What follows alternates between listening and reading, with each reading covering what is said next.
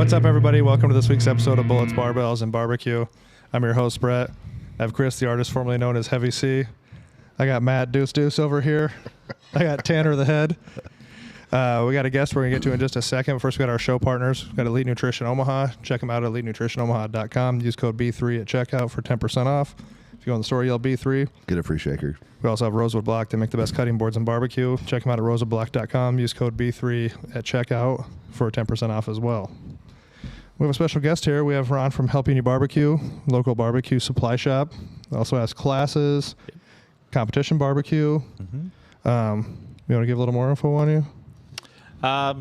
We're just we want to be, and it's where the name came from, Helping You BBQ. So our mission is, if anybody's starting out in barbecue, they don't quite know where to begin, that's what we're for. We want to be the resource for Omaha, where you can go to get advice, where you can get seasoning, where you can get smokers, where you can get whatever you need. If it revolves around smoking or grilling, hopefully we've got it or we can get it. Nice. And you're not just some like dummy off the street. You've been doing some competition. So kind of let us know how you got started and when you got started. So it started in, I'm going to go way back. About in 2000, let me think here. No, it was before that. About 99 or 2000. I used to play softball a lot with a bunch of buddies, and we'd go out for a couple drinks afterwards, and we happened to be playing pickle cards. And I won $400 on a pickle card. Jesus. Fuck yeah. And I had my eye on a smoker, just a small smoker that was on sale. And the next morning, it was Saturday morning, I took that $400 and I went and bought a smoker with it. And so then I started smoking on a small offset smoker. And then from there, I went on to, I did that for about 3-4 years, and it wasn't really big enough. So in 2006, I got a bonus at work, and I took that money and I went and bought a trailer offset smoker. Then I spent 2006 just learning how to cook on it. And then in August of 2007, we went to our first contest. And John, who's my business partner now, he was there helping me cook. We've been friends for a long time. And we knew nothing about competition barbecue. We were just out there drinking beer, having fun, listening to some music. And there was like 75 teams there. It was down in Bellevue. And we stayed up all night, and we got done, turned everything in. We got everything turned in, and John said, I'm going home. I'm tired. And I said, well, my wife and I are going to go to awards. So we went to awards, and we were fortunate enough. We got 4th place in ribs that day. And we were so green, we didn't even know that when they call your name, you have to walk up to the stage and they give you a ribbon and they give you a check. You're just like, hey, yeah. That's us. Yeah, that's cool. Look at us. They actually had to call her name twice.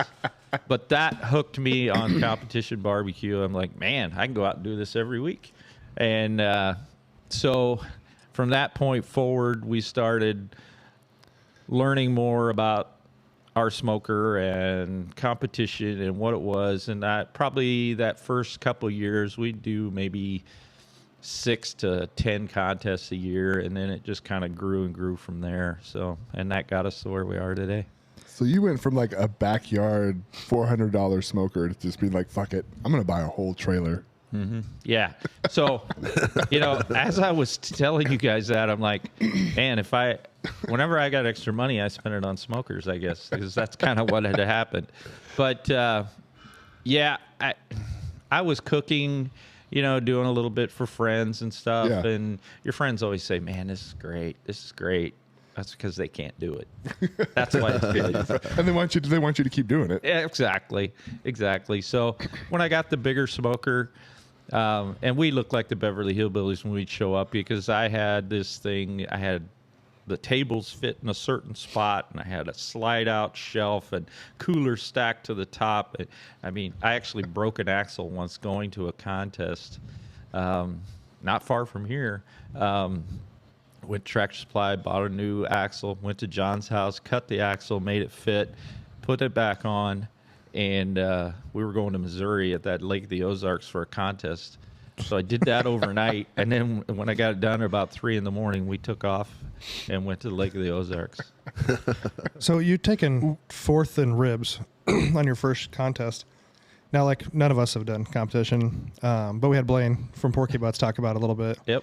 And how the meat is, like, you're never going to serve this to people. No. But I feel like just the things I've watched and heard, and I could be wrong and tell me, like, I feel like ribs is the least doctored piece of meat as far as taste. Now, do you think that's why you, not knowing anything going in, is how you could still place so well on ribs because you didn't have to do all the crazy doctoring to it?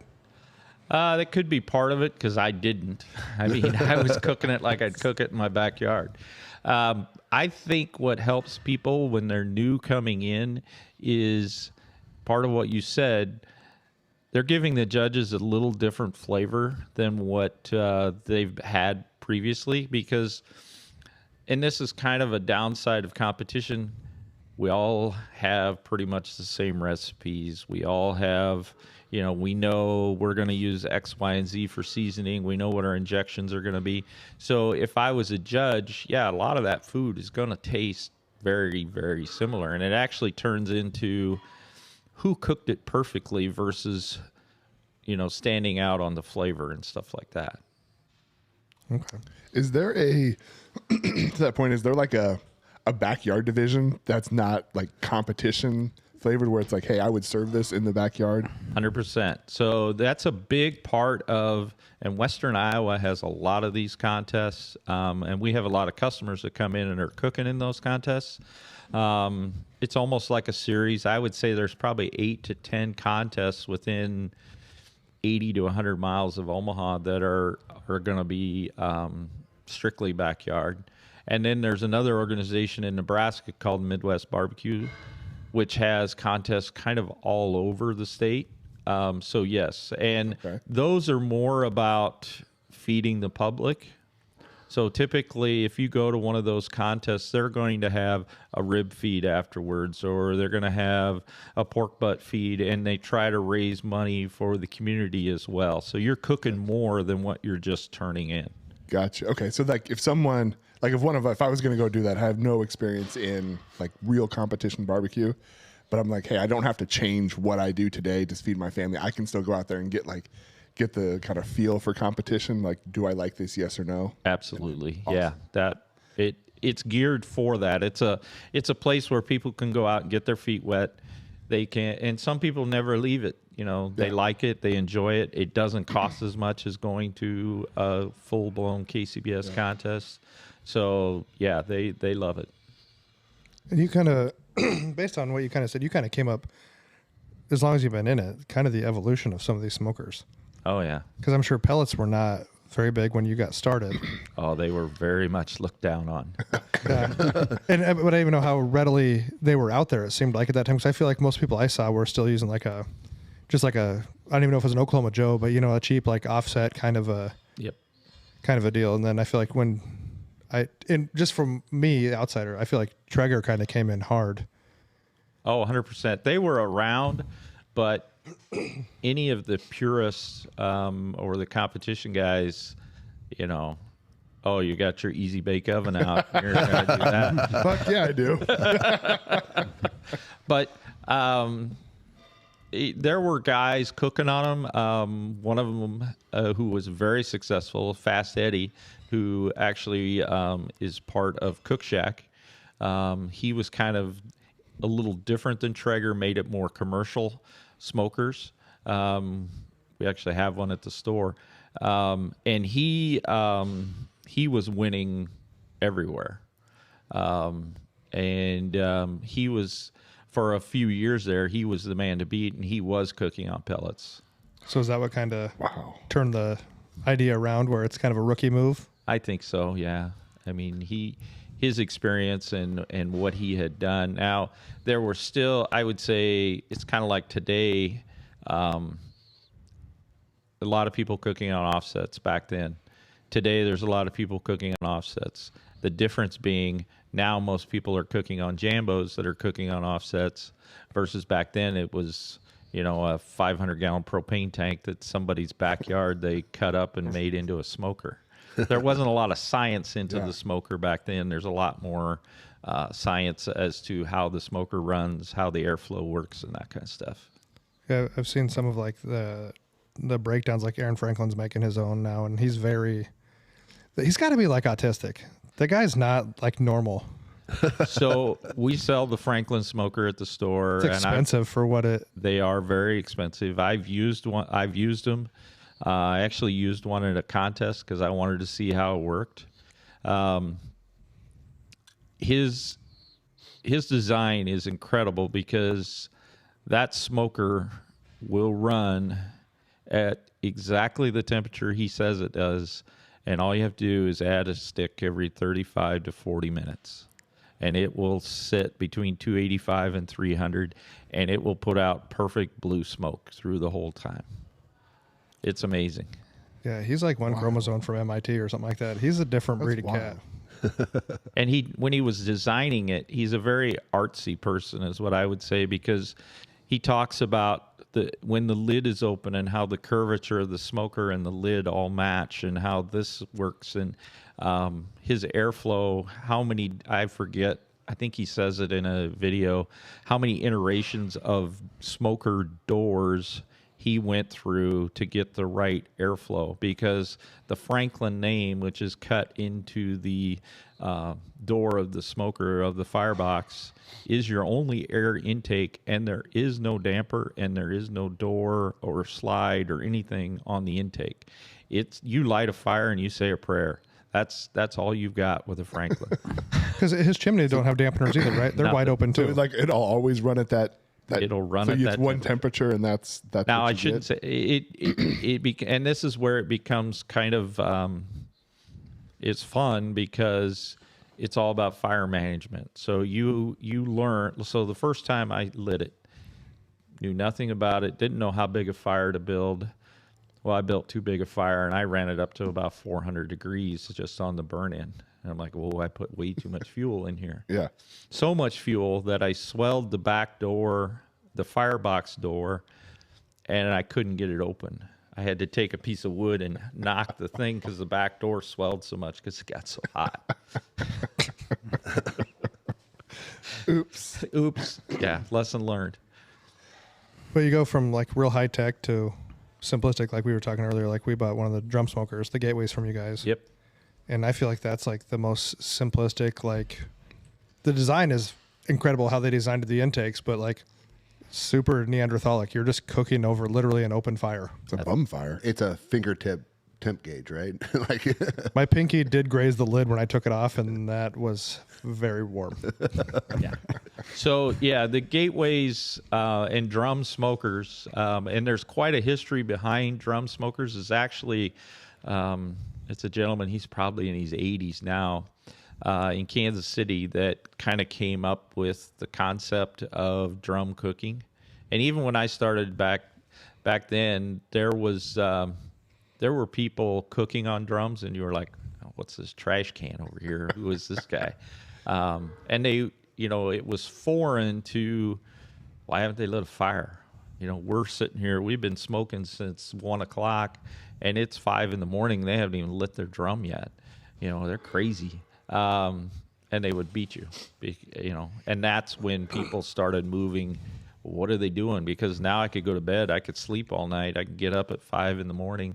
So in our competition, we get up at 6, light the drums at 6. The big meets go on at 6:30, and we're rolling. Brisket's usually off between 10:30 and 11, and pork butts are done right around that same time. Now, granted, we've trimmed that flat down.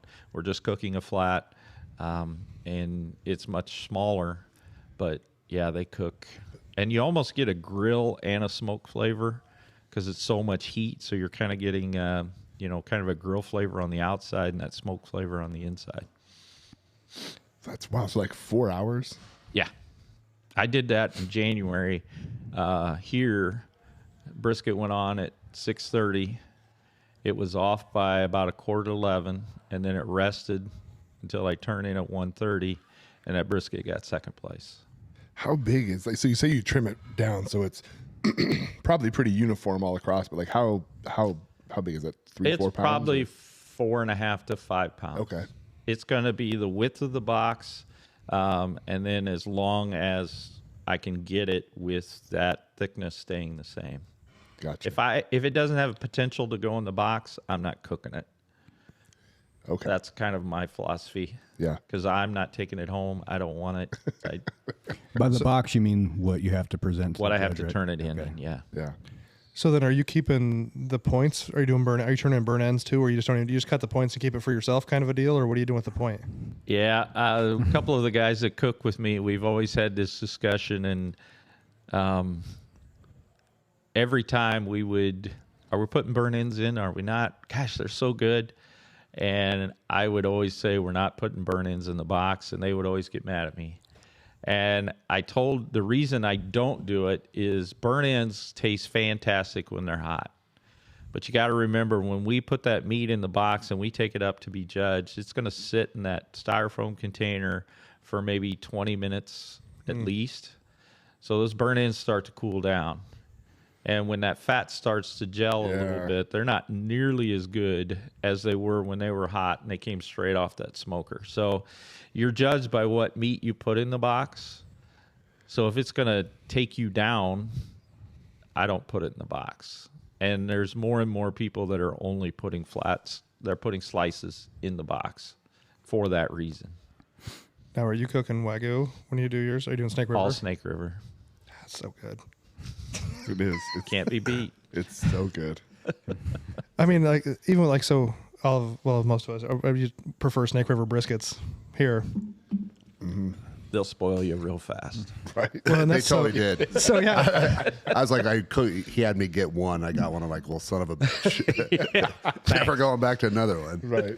Brett almost had a catastrophic incident with his brisket that he ordered, though. You gonna tell it? Oh, man, I ordered them from Snake River, and if you ever order from them, I mean, it's usually next day shipping, or you can pick your day. Mm-hmm. Somehow along the way, I missed the pick the day, and I checked out, and it was going to come the next day. Well, if anybody in Omaha deals with FedEx, they're like the end of the fucking world. And if you have a business, they're notorious. I've had it happen to me here multiple times. Oh, attempted delivery, but business was closed. So they shipped it Friday, supposed to be here Saturday. I didn't get them until Monday.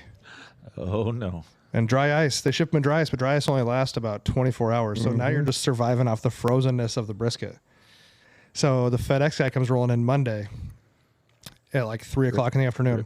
Drip. No, I said, he comes walking in. He's like, and he was a nice dude. And he wasn't the weekend delivery guy.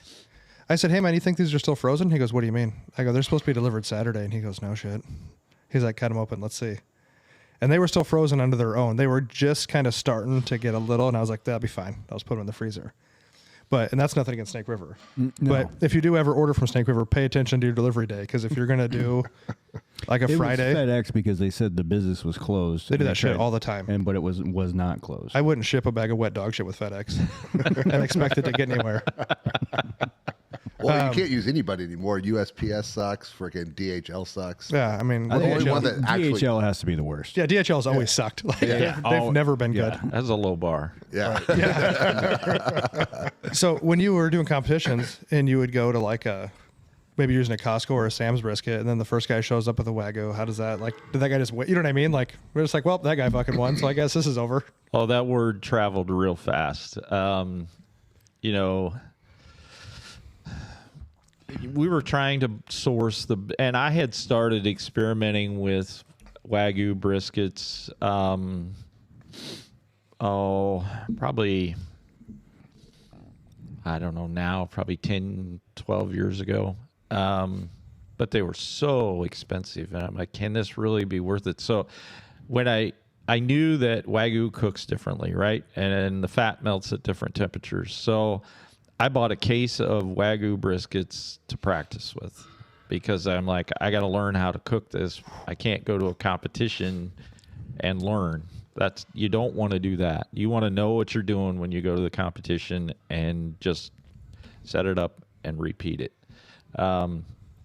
So I cooked those, and yeah, it definitely, because that fat melts at a different temperature, it's a lower temperature, they'll cook faster, but they also will plump as you cook them. And we cook on drums, and with that high heat, that brisket will expand. So if you've got a brisket that's maybe 1.5 inches, 2 inches thick, it's going to be maybe 2.5 inches thick when it's cooked. And it's part of that high heat that it expands. So yeah, it didn't take long for everybody to figure out, well, if we're going to stay in the game, we're spending, $200-300 on a brisket. And when I started, we were cooking 2 briskets because just to have selection. When we went to Wagyu, we went to 1 brisket, and we always knew which one we were going to turn in. And is Snake River the only kind of dog in town? It's one I've always seen. No, there's a bunch of different ones. There's a company out of Florida that's the A9s, the A7 briskets. There's Imperial Beef, which is actually a Nebraska company. The problem is I've tried those, and they typically are smaller. And when you get smaller briskets, the brisket flat gets thinner. That's like, I told you that, our flats that we cook are maybe 5 pounds, but that started out as a 20-pound brisket. Right. And it's trimmed down because I want that nice, thick brisket. Yeah. Flat. I never thought about the smaller, because I always try to get the 9 to 12-pound ones when I order them, just because that's about the right amount of food. Because I'll kind of make them for the week. Yeah, but if that's like backyard barbecue, I assume if you're making it for your own, for like just to eat, you're not trimming it down that small. No, like you're not. But I do remove, so between the flat and the point, there's typically a large fat layer between there. I take all that fat out, all of it, 100% of it. And the reason I'm doing that is I open that brisket up. I can season now right on top of the point. And the best slices are going to be those slices of flat that are over top of the point, and now they get seasoning on both sides. Yeah. And I make the brisket almost the same thickness all the way through.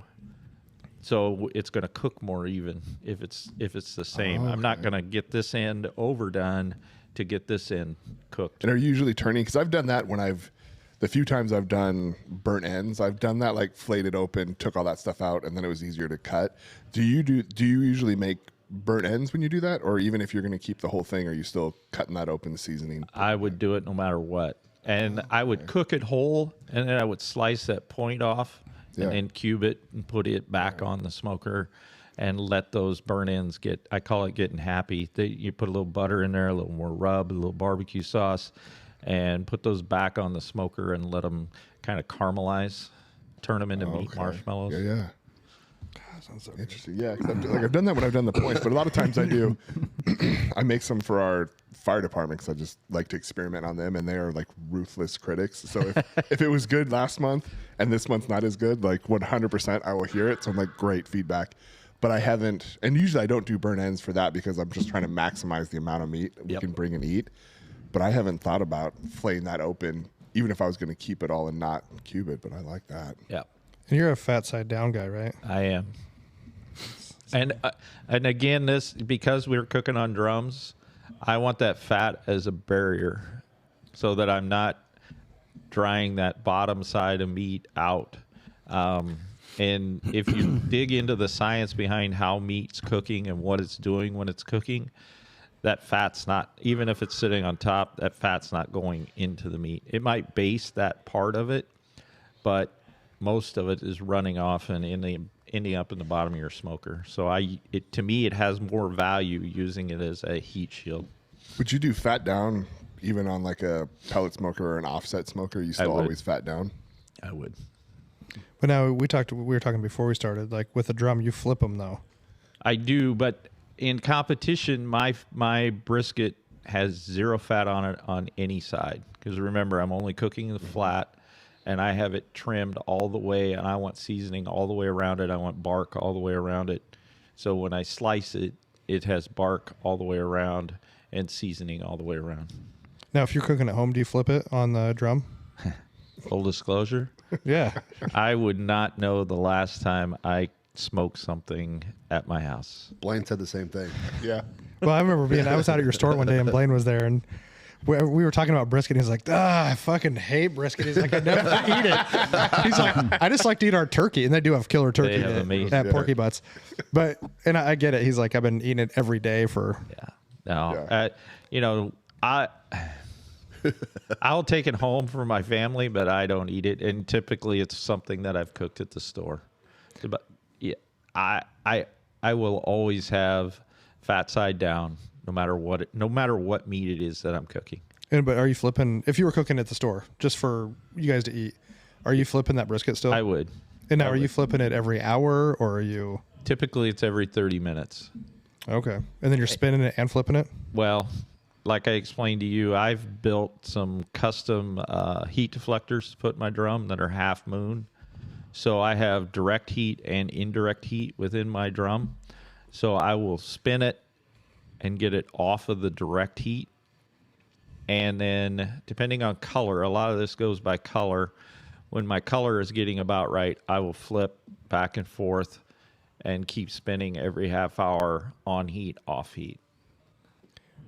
And back on the competition thing a little bit. I get it's a one bite thing with the judging. Yeah. But why not make it how you would? You know what I mean? Because you can eat someone's brisket and know if it's good. I don't know why I guess I've never understood why they get it so doctored. You know, like even when Blaine was on here, he was talking about like chicken. He was like, dude, it's like so basted and so. Oh.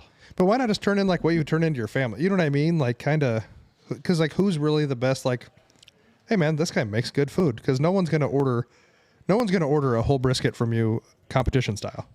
Because everybody says they're pretty gross. Sick. Yeah. Super rich and not.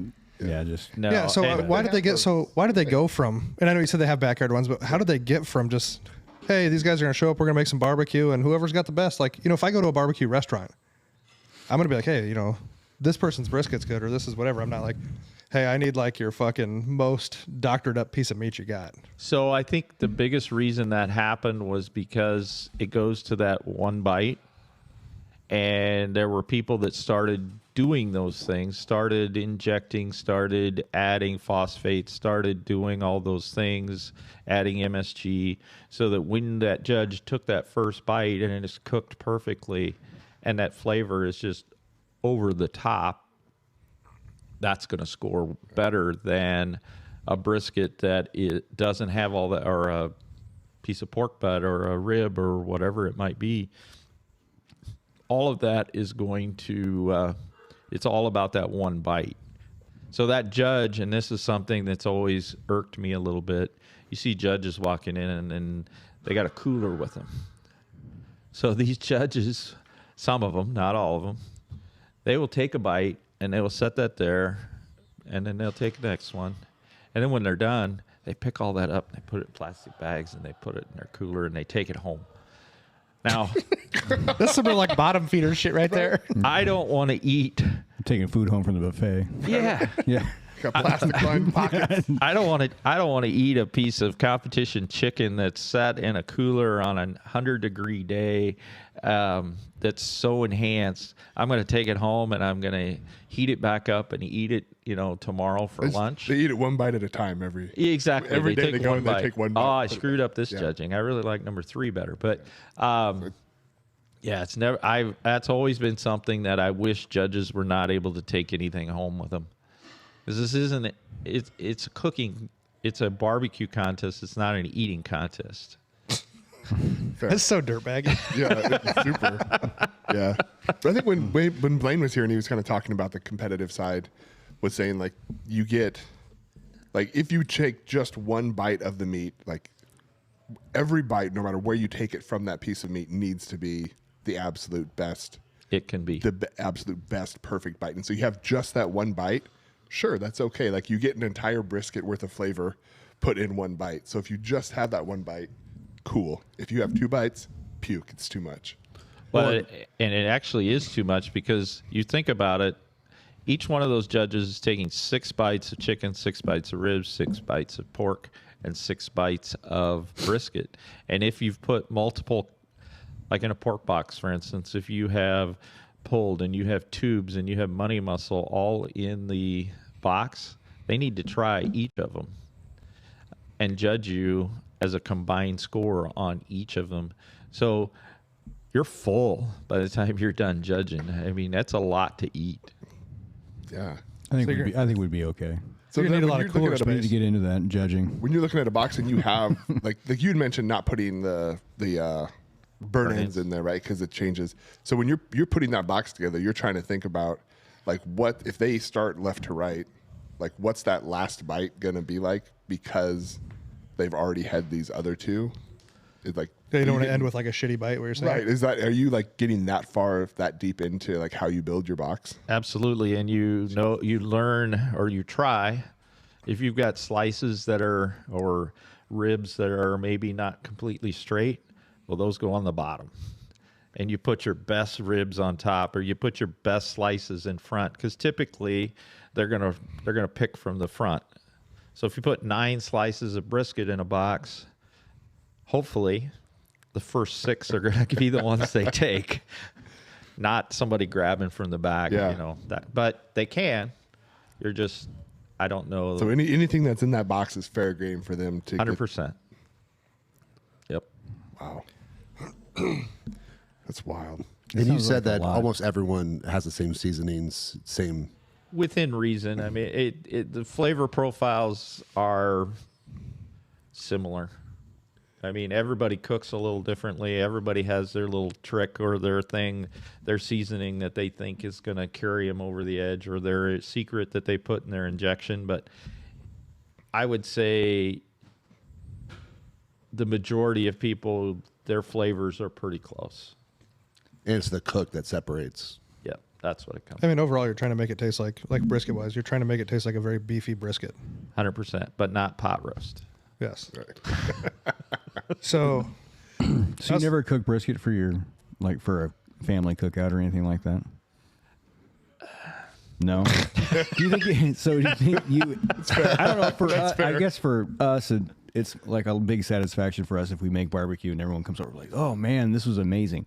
That's the big part of it. You know what I mean? Yeah. I guess the big part of it for you is winning the competition and not really making it for. And he doesn't want to eat another piece of brisket. Probably not. Yeah, so quick story about that. Last year at Easter, this is Saturday night. Easter's on Sunday. My wife says, "Hey, I told the family that you were going to bring a beef tenderloin tomorrow." This is like 8 o'clock on Saturday night. I'm like, okay, Cool. that's great. Thanks. liar. So I get up on Saturday morning, and the only place open, is grocery stores. There's not, meat markets aren't open. So I go in and I'm at their mercy. I buy a beef tenderloin. I bring it home. I cook it. I reverse sear it. We take it to the family event. And by the time I got through the line, every bit of that beef tenderloin was gone, and I got some ham. Nice. Well, then it's got to be good because if you got to make sure it's good, because if everyone's like, "Oh, I don't know, did you guys try that beef tenderloin?" I don't know. But I don't know.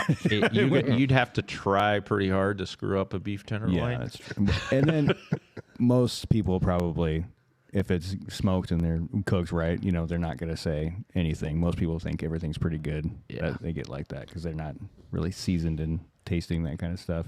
Yeah, and barbecue, I think it's funny, and it kind of goes back to, let's go back 8-10 years ago.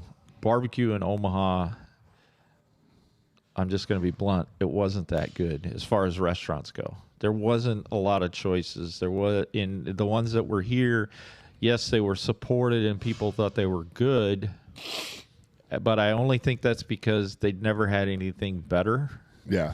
I think when Will Smoke You opened up, kind of changed a little bit, in my opinion. That was the first one I really remember. And he's a competition guy. Yeah, it was Will Smoke You out in Gretna, and he's got good barbecue. But that was the first, outside of I always said Famous Dave's was like some of the best chain barbecue because it was so consistent as far as for a chain restaurant. Because what's Better than Dickies. Yeah, Dickies sucks. Yeah. And what's the other one that we're open till 8? So don't be like, what the fuck is that place? Hog Wild. Hog Wild sucks. They're fucking bad. So when I go into a Hog Wild shortly after they opened, and I order a bunch of their food, and I taste it, and I'm like, man, this doesn't have any seasoning. And then I look at the table, and there's like 4 different kinds of seasonings there and 4 or 5 different sauces. And I go, okay, they're not putting anything on this meat when they cook it, and they want you to do it here at the table to try to make it taste good. That was the last time I ever went. But, Yeah, I went there one time and I was like, Sounds "Meh." terrible. So as far as the store, you Yeah. know, what if I'm never had a smoker before? I come into the store. What's kind of your go-to as far as like smokers, fuels, seasonings? I know you guys do have your own seasoning too, some of the Helping You BBQ stuff, but like, yeah, what's your kind of go-to for like any of our listeners, our dozens of listeners that, tens of listeners. yeah, Yeah. you know, No, they're, probably more dozens, we're accurate. dozens and dozens. they're Yeah, totally kind of new to it. You know what I mean? Like, what's kind of your go-to for somebody that's, you know, a feasible that you guys sell? And So when somebody's starting out with barbecue, and we hear this a lot, you know, oh, I just got a new smoker. I'm all excited. I have 0 experience. Oh, okay. What do you want to cook? Well, I bought this 3-pound brisket flat. I'm really excited to cook it. that's going to be bad. And that, I'm sure they can see the look on my face. I try not to say anything, but it's going to be a disaster. We try to steer people to start with chicken and pork. They're both relatively inexpensive, and they're super forgiving. So you can learn, because learning your smoker, and I don't care if it's a pellet grill or it's an electric smoker or it's propane or whatever it is, you still have to learn how that cooks. And each smoker is going to have some hot spots, some cooler spots. And I actually like that, because I will move the meat around in a smoker depending on how it's cooking. So You do the old biscuit test? Oh, 100%. And if people out here don't know the biscuit test, you take a pack of biscuits, spread them out on the smoker, Yep. run a temperature, and you'll find your hot spots, because some will obviously burn. These are some done. will be kind of these are raw. not. Yep. So yeah, if you're trying to learn your smoker, that's a good Yep. test to throw on there. But yeah, go. Sorry. So, you know, we try to get them to start out with chicken and pork. If they don't have a smoker, I am a big fan of pellet smokers in this respect. They have brought more people into the barbecue world than any other cooking device. They get a lot of people into the game. The people move out of it over time, yes, but when you're starting out learning to cook, now if you have a pellet smoker, all you have to do is concentrate on your cook and how that meat's cooking. You don't have to worry about managing fire. Are you sacrificing some flavor? Yes, but you're going to have successful food that everybody's going to like. After a few years, you may feel like, well, I've mastered this. Now I'm ready to move on, maybe to some type of live fire, whether that's a Kamado style or it's an offset or it's a drum, whatever it might be. And your flavor will get better as you make that transition. So start out with a pellet grill. I'd like, for entry level, I like the Green Mountain grills. I think they're a really good grill for the money. They're going to be under $1,000, and it gives you all the bells and whistles. It gives you the Wi-Fi. It gives you lights. It gives you those kinds of things that make it easier. Barbecue is a lot about confidence, and having the Wi-Fi capability gives you confidence, because you can just glance at your phone and, oh yeah, it's working fine, my meat's fine, and you gain confidence the more you cook. So that, I think, is important. Seasoning wise, we really leave that up to each individual, and that's why we have at the store, we have a tasting area. So you can come in, and most of the rubs that we have on the floor, you can walk over and you can taste them, so you know what you're getting. it's very before you handy. buy I've done it. Yeah. It's very handy. Because people get into ruts. People, and I'm guilty of it as well. You have a seasoning you like, and you don't want to change. But your family's tired of eating chicken that tastes exactly the same every time you cook it. They want you to try some different things. So seasoning becomes very personal. It's kind of the same way, and I think a lot of people don't think about this necessarily, but treat your smoke that you're putting on that when you're smoking a piece of meat. That's just like salt and pepper or the seasoning. It's another spice that you're adding to that piece of meat. So it's important to figure out what level of smoke you like. Some people like heavy smoke. Some people like light smoke. And smoke flavors are pretty regional. So myself, growing up here in the Midwest, I'm not a fan of mesquite. It's aggressive. It's very aggressive. To me, and people ask me this, I tell them, eating something that's smoked with mesquite to me is like smoking a cigar. I know I did it a day or two later. I can taste it. So around here, we're more the cherries, the hickory, the pecans, those kinds of things. And believe it or not, people are starting to smoke here in Nebraska, especially with mulberry, because it's readily available. It's very hard wood. It's a mellow wood, and it has a nice flavor. Now, is that more towards like a fruit wood, or is it more of a hickory? It's kind of a cross between, I would say, a pecan and an apple. So it's even more mellow pecan. Oh, wow. Okay. Because I know the fruits are very mellow. I did cherry for quite a while, and it can be almost too mellow Yes. if you really want some smoke flavor on it. And cherry can really darken the meat that you're cooking. If you want you're the not color in careful. it. Yeah. As far as the color. Yep. Okay. Yeah. I've been experimenting doing mesquite I'd like to have a pretty good smoked chili recipe. And so I've been dabbling with using mesquite because I use a pellet grill. And so you're already limited on the amount of smoke.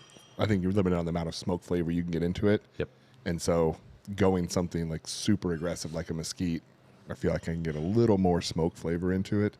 But I will say when I first started doing it, I got mesquite because I really like smoky barbecue. And I was like, yeah, mesquite. And I was like, campfire, shit. Too much. Yeah, and when you're doing a chili that has a lot of liquid in it, that liquid is going to take on smoke a lot faster than what meat would take on smoke. Yep. But you can always cover it. So, yeah, you can regulate that. Yeah. I think, and it's something I kind of learned on the way is, if you like hickory on a pellet smoker, you might not like hickory on a wood, if you're using real wood, if you're using like I said, a green egg or an offset, because it is different. That's one thing I will say. The pellet versus a hardwood actual smoker, like an offset or whatever, it's very different. Oh, yeah. The smoke is definitely of the smoke is more different. prevalent. So if you're like, hickory's really good, but almost borderline on my pellet, well, if you go to like an offset or a green egg or a drum, it's going to be very, very prevalent. So the first time that John and we were burning I believe it was a green egg. It might have been a Primo. I don't remember which. But after we opened the store, we were just playing around with this thing as it was a demo and we had to learn how to use it. I'd never run a green egg before. Well, I loaded it up with charcoal and I put way too much wood in it. I treated it like an offset. I'm loading this thing up with wood. The meat that I cooked was so over smoked that when you tasted it, it turned your tongue numb. It was that over smoked. It was terrible. It went straight in the garbage. But yeah, and the green eggs are very. I like the green eggs. I think that their insulation is crazy. Absolutely. What the ceramics will hold. I think their biggest downfall is, if they had a door on the side that I could throw some more fuel in it if you wanted to. Because that's the only downfall is if you misjudge your fuel, you have to pull everything out of it. I would challenge that just a little bit, only because we're going to fill that. We always teach people to fill it to a certain level every time. And I have burnt a large green egg, for 19 hours without adding fuel. It also makes a difference how you light it. So you want to light it on top, not on the bottom, so that the fire will burn down through the charcoal versus if you light it at the bottom, you're going to have all the charcoal burning. So if you're cooking low and slow on there, you could burn that I'm hoping you're not cooking anything more than 19 hours. Wow. Look at that. Learned something new right there. Wow, the more you know. So talking about some of those things, what kind of classes do you guys have? We have a variety of classes. So our main ones that we do a chicken and ribs class, where we'll do whole chickens. We'll show you how to spatchcock. We do ribs. We do both baby backs and spares.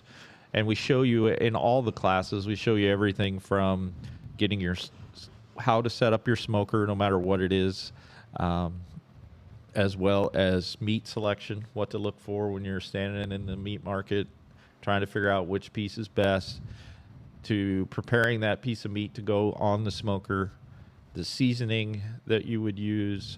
And we give a very baseline recipe, because everybody makes it their own. So we just kind of give you a middle of the road. Then we go through the finishing, the wrapping process, the finishing process, and then at the very end, how to cut it, how to serve it, how to hold it, what you can do if you're taking it somewhere, that kind of thing. And we'll do that for the chicken and the ribs both. Brisket and pork butt's pretty much the same thing. We talk about resting and how that's important and what that can be. We do every year, the Saturday before Thanksgiving, we do a holiday meats class. In that class, we'll do turkey, prime rib, and beef tenderloin. And we show everything with that. All of our classes, when we're done, we have a full meal. So whatever we've been talking about and cooking all day, everybody gets to eat it. You get a full meal, sides, everything is part of the class, so you guys can taste it. Because I see some guys in the class when I'm talking to them, and I can tell they think I'm full of shit through the class. I can just see it in their eyes.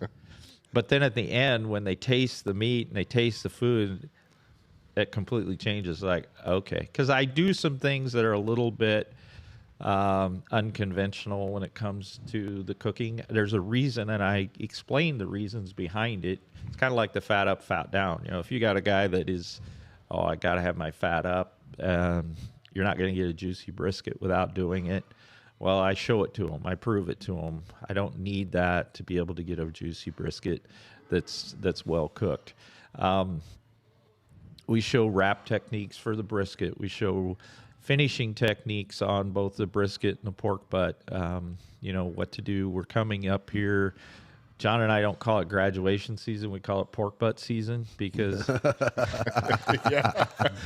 Because it's the easiest thing to do to feed a shit ton of people. Yep. Yeah. Exactly. That's actually what we did with my son graduated. Fucking pulled pork, yeah. So we put a twist on that. We started doing pulled chicken. And just as an alternative to pulled pork, for some catering and stuff that we've done. And people love it because you get that pulled chicken. Oh, it's not pulled pork. I can put it in a taco. I can put it on a salad. I can do if there's leftovers, I can do all this stuff to it. Because I don't know about you guys, but to me, the only time I want to eat pulled pork is when it comes right off the smoker. I don't want to eat it when it was warmed up. I'm limited on my pulled pork. I'm going to shit myself the next day. That fat strainer, man, that helps a ton. Yeah, pulled pork belly burn ends. I can only have so many of those the next day. It's gonna be. All right. So you talked about doing a holiday class and spatchcocking. So we all, I know I personally murdered my turkey when I tried to take the neck out. Is there? Because you're supposed to take the backbone out, not the neck. Well, that's all right. You really fucked this up. Man, you're such a dummy. Idiot. You're so dumb. You know what I meant? No, we didn't. Fuck off, man. So I murdered it. Yeah. Obviously. Is that normal? First couple times, yeah. Okay. I even bought some good shears, and it was a Yeah. fucking. How sharp? It was a son How of the a- fuck sharp do you need your knife or shears to make that not a murder scene? It's not necessarily if you're having trouble getting through, you're cutting through in the wrong spot. And there's a joint that you'll learn over time. You can feel it with your knife, and you cut through the joint, Okay. and then it'll be a nice clean cut. May have to take that class because it looked really good unless you turned it over. Yeah, well, Now, do you cover that in the class, the spatchcock? 100%. Yeah. Oh, you should totally sign up. I've taken 3 or 4 of your guys' classes over the years. I think the pulled chicken. You can also drink at their classes, by the way. If anyone's wondering, you can also You drink. just bring your own. Well, the first time I was like, man, I don't know how this is Coolers gonna are go. encouraged. Yeah, I had no idea. I was like, I got some food. I had something to drink, and I sit down and like as soon as I start the class, you just hear like, could like ever just opening beers, and I was like, well, I really didn't fucking plan for this at all. I had like no idea. We you gotta start we meeting had 3 or friends. 4 guys that showed up to take a class. It was a brisket class, and it was in the afternoon. Class was over about 4, and we had football on the TVs, and they're just sitting back there having fun after class. They go, do you mind if we stay? And I was like, no, I don't care. Well, the one guy, his wife called, and I hear him talking to his wife, and he's like, this is like 5:30. He's like, oh, honey, it's the weirdest thing. That brisket's just not finishing. We're waiting. Well, they've been sitting there drinking for 2 hours after class.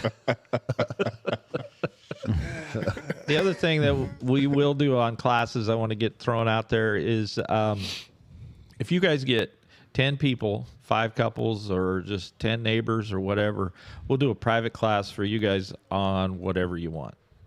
That's very So, cool. Sweet. And we do that with some businesses. We do that with different groups where they'll come in and they'll do their business spiel for a little bit, an hour or so. And then I'll do kind of an abbreviated class, and then they get to eat it at the end as well. So Awesome. And the average price is around $100 a person. It kind That's of pretty solid. fluctuates with what meats we're cooking. Obviously, beef tenderloin and prime rib are going to cost more than chicken and ribs. Yeah. and like I said, I've done them, and like if you're thinking about doing them, don't feel intimidated. It's very beginner to intermediate to advanced. It doesn't, they answer the questions very well. And BYOB. Yeah, that's the part they need to advertise more. Bring your own beer. That needs to be advertised Our on there. insurance doesn't really like us to promote that part. No, Well, no. people just do Like it Fight on their Club, own man. free will. Yeah, yeah. I'm not stopping anybody, Yeah. but Yeah, but not promoting it. But bring a beer. One thing we've talked about a few times on here, and I'm interested in your take on it. I know it's probably the same as ours, but you talked about none of the meat markets were open when you were trying to find that beef tenderloin. Tanner had to learn the hard way because he doesn't listen. You can't polish a turd. Like, you can't buy a shitty meat and expect to get a good product out of it. I mean, you can try as hard as you want to. Like, Gotta. I think you could get like a really good choice or a prime brisket to a very good quality. I think you can do a really good job. You can turn that Window around. of error is so much smaller. You can turn that around. It's not going to be a Snake River Wagyu, but you can go very good. But if you're going to go to, just Hy-Vee and buy a brisket, nothing, I'm not shit on Hy-Vee, but just you're going to go But buy you a are. brisket, it's not going to be the same as. no. And Because I always tell, I get if it's expensive, but you also don't want to waste your money on a shitty cut of meat either. Are there like if someone has hey, my wife committed me to make something and I don't have time to order something, is there like a go-to place that you go for meat in Omaha? if it's beef, I'm probably going to go to Costco. That's kind of what we always. Yeah. I really liked their beef. And I think the key there is it's turning a lot. They're moving a lot of meat. If it's pork, if it's a special occasion, I'm going to go to Fairway and I'm going to buy. They have a line of Duroc pork there, a heritage breed, which is amazing. If you've never had Duroc pork or heritage breed pork, it has a much richer taste. It's a darker red color. And it's so much different than just a commodity pork in the flavor. Chicken, I always like to stay with Smart Chicken. I just really I like that air chilled. Another really good chicken is Plum Creek. It's a little harder to find. I know the Ellsworth Crossing, which is out west here, they have Plum Creek chicken. It's out by Bucks, Yeah. Okay. out towards Utan. Yep. But overall, you're kind of the same. You can't polish a turd. No, if you start with something, and that goes that way through any of it, whether it was the fuel, whether it was the meat, whether it was the seasoning. If you start with a bad product, or you have a Snake River Farms brisket and you burn the cheapest fuel and the wood that's been sitting out on the side of the building and is half rotted, and you put that in there and it gives you a bitter smoke or a bad smoke, you can ruin a really good piece of meat just by skimping on your fuel. So, yeah, I'm a firm believer in you buy good quality products, you're going to get a good quality product at the end. But if you put something bad in there, you've handicapped yourself. And even onto the fuel part, and we don't have any qualms or pulling punches. Like, as far as like, because a lot of people probably said are probably using pellets. I know you guys are Lumberjack is that your main one is Lumberjack, right? So we sell Lumberjack, Barbecue Delight, Green Mountain, which surprisingly makes a really good pellet, and cooking pellets. Cooking pellets, which is a blend out of Wisconsin. It's hickory, maple, cherry, and apple. That's our number one selling pellet is the cooking pellets. Because it's a blend, you don't have to change. It's only those 4 woods. The Lumberjack that we sell is 100% cherry, 100% hickory. And that's where I was kind of going, because I know a lot of people, because Traeger will put like, and maybe Green Mountain does the same thing. Only use our pellets. Every pellet manufacturer wants to do that. And you hear mixed reviews. I mean, I have some Traeger pellets here and there, but a lot of people say that's not 100% wood. Obviously, they mix some some oak or some alder in there for some heat. Go back and do some research about a class action lawsuit with Traeger and pellets. Not all of us like to read, so. But yeah, and not shit on me. I want to make sure everybody gets a good product. You know what I mean? So, like with you guys, like I've always heard great stuff on the Lumberjacks, and they're very affordable. Yes. A very affordable pellet, because you guys sell like a 40-pound bag, I think, of the Lumberjacks even. Yeah. The hickory is 40 pounds. The cherries in 20s. Yeah. And then for anybody out there using like the drums or the green eggs, like the lump charcoal, that can be a very, because I think some don't get as hot as other ones do. Correct. So we sell 3 different kinds of lump charcoal. We sell timber, we sell blues hog, and we sell big green egg. All of them have different woods in them. So the timber is oak, hickory, and pecan. The blues hog is oak, hickory, and maple. And the green egg is oak and hickory. So they're similar, but they're all different. They all burn a little different. I'm a big fan personally of burning lump charcoal. To me, it has a lot of advantages. It burns hotter, so you can have a smaller fire. Hence, your fuel's gonna last longer. You can dump water on lump charcoal, let it dry out, relight it. Oh, I didn't know that. That's handy to know. You can't. Well, it'd be the same with your drum. If you shut it all off and it starves itself out, pull your ash bucket out and shake that ash out of there, dump a little more charcoal in, and keep burning it. So if you have, half of your firebox still full of unburnt charcoal, lump charcoal, you can keep using it. No. So you basically use lump charcoal until it's burned all the way down. Yep, 100%. Well, there's some interesting facts to know. Yeah. And those are kind of the top 3 lump charcoal brands you would suggest for... Yes, it is. There's others out there. There's Rockwood. There's Jealous Devil.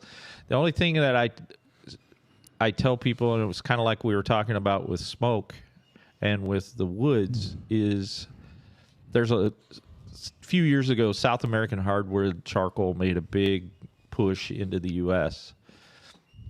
I never really bought into it because I don't know, I can't even pronounce the name of the tree that it comes from in South America. And I certainly don't know what it smells like or tastes like. So I never wanted to use it. Yeah. It burns incredibly hot. It burns a long time. It's hard to get lit, but once you get it lit, it lasts for a long, long time. So you just got to experiment with it a little bit. Okay. Anything else you guys got? I've been dabbling with knotty wood pellets. Yep. You familiar with those? What do you think? I really like them so far, but I haven't met anyone else who. I don't know a lot about them, but I don't think there's anything wrong with them. The big thing, that's a blend, right? They do. They're either all almond or all plum. Now they started doing some like wine infused plum and wine infused almond ones, but as far as I know, I don't think they blend those. Okay. The biggest thing, I mean, those are flavors that aren't native around here. Mm-hmm. So, cooking with those is going to give you a different smoke. And I think that if it's what you like, I think it's great. Something we see with pellet smokers, and this is why we sell Barbecue Delight as well as the others that are 100%. The Barbecue Delight is blended with oak. Oak gives you the most BTUs per pound. So if we were cooking and it was 10 degrees outside and you were cooking with 100% cherry, you're going to be flying through pellets because cherry is low in BTUs. Whereas if you were cooking with the barbecue light cherry that has oak and cherry, your pellet consumption is going to be less. So through the summer, we sell more 100% pellets. Through the winter, fall and winter, we sell more blended pellets. Nice. And I started with lumberjack. Well, mostly because I was like, I've started reading bad stuff about the Traeger pellets, but then when I read and I tried to go back and confirm it, but like the 100% like oak, 100% hickory, whatever it is, like they use 100% of the log to make those pellets. Correct. So you get that full flavor You get profile everything. rather than some of the other stuff that just uses like the easy to mill out. It's not sawdust that's coming out of a mill somewhere. Yeah. Yeah. Yeah, I think there's a lot of variety of things out there. Just people need to do some research, but also reach out to you guys. Absolutely, we're there. What's the best place to find you guys? You can check us out. We're on Facebook and Instagram. It's Helping You BBQ. You can go to our website. It's helpingyoubbq.com. One thing I do want to mention is on 4/20, we're going to be having a smokeout at the store. You don't say. We're having a steak contest up there. It's a backyard steak contest. You guys show up, bring your grills, bring your coolers, whatever, and we're just going to have fun that day. We're going to have some vendors up there showing off some new stuff. We've got all of our demo grills are going to be on sale. We've got some blowout stuff going on 19th, 20th, 21st, but the contest will be on the 20th. So I think it'll be good. And your store's on 156 in Dodge? Correct, on the southwest corner. And you guys also, do you guys ship? You guys sell online? We don't sell a lot online. There's a lot of other guys that are a lot better than that than we are. And there's only 2 of us, so we don't do a lot of that. But another event that's coming on June 2nd, and this will be the first in the Midwest, we are going to be hosting the first ever Pizza Cook-Off Association contest at our store. There'll be... So anybody that's a pizza expert and likes to cook pizza, be looking for details. They'll be coming out soon about that. Because we were out there, you had that pizza, the guy, what's that guy's? Matt Frampton? Yeah, that was a few months back, right? Well, I guess probably in the fall Yeah, now, it was I think a it while was. ago, Yeah. And that was pretty solid. He was using the little unis out front. He was using the halos. Halos, okay. Yeah. Yep. So that'll be a fun day. Get to eat a lot of pizza. Nice. Nothing wrong with that. No. Yeah, check them out on, like I said, Instagram, Facebook, Helping You BBQ. And you do Tuesday tips. Tuesday tips with Ron. Yep, they'll be out on both Facebook and It's not just Instagram. the tip. You get the whole thing. Way more satisfactory. That's more the classes, I guess. The class, you don't get just the tip.